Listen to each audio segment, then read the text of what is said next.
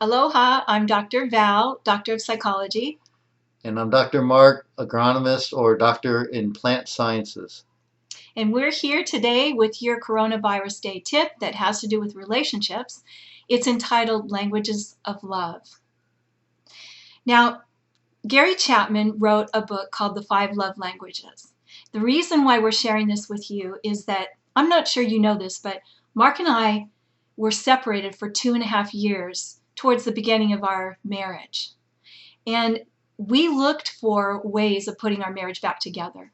And once we did get on the right track, this tool very much helped us because we discovered by reading the book that we were speaking our own love language and we were not speaking one another's love language.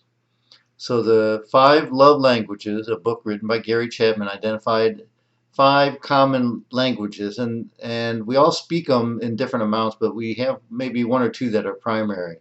The 5 love languages are acts of service, affirmation, touch, and what are the other 2, Val? Gifts and quality time. Now, it just so happens that my primary one is acts of service and affirmation. And so I was doing stuff for Val to show her how much I loved her. And what were you doing? Well, my primary love languages are physical touch and gifts. So I was using my own love language. I was touching him and I was buying gifts for him and giving them to him to try and tell him that I loved him. So we were completely miscommunicating. It was like I was speaking Chinese to her and she was speaking English to me. Yeah. And it wasn't until that we took the test and identified what our love languages are and then had to learn what the others were and communicate that to each other. So I had to buy Val gifts and touch her frequently just to let her know that I love her. And I needed to learn his love language and use that in order to demonstrate my love to him. So I would tell him when I appreciated him, I gave him those attaboys, way to goes, those kinds of things to let him know that he is a wonderful, good man of God and I love him. And I needed to learn also how to do acts of service.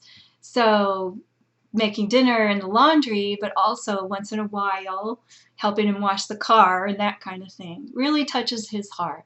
It's not my love language, but it's his. So if I want to tell him I love him, I need to demonstrate it by using his love language. That's right. And if I want to communicate to Val that I love her, I need to buy her gifts, and not expensive gifts, just small mementos, even like a candy bar or something that she would like, to let her know that I was thinking of her.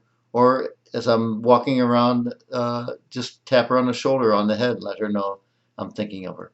Believe it or not, that really touches my heart when he does that. So I appreciate it. It works, you guys. You can identify one another's love languages by taking that test in the book, online at 5 Love Languages by Gary Chapman, or ask each other, what really touches your heart? What do I do or what could I do to reach you, to tell you that I love you? How would you receive it? And I think we can get better at this. I know I can get better at it. We can practice it. Yep, me too. So we challenge you today. Find out what your love language is and share it with your family, because it's not just couples that can use it. It's the whole family that can communicate with one another, learning each other's love languages. So bless you guys. Aloha. Aloha.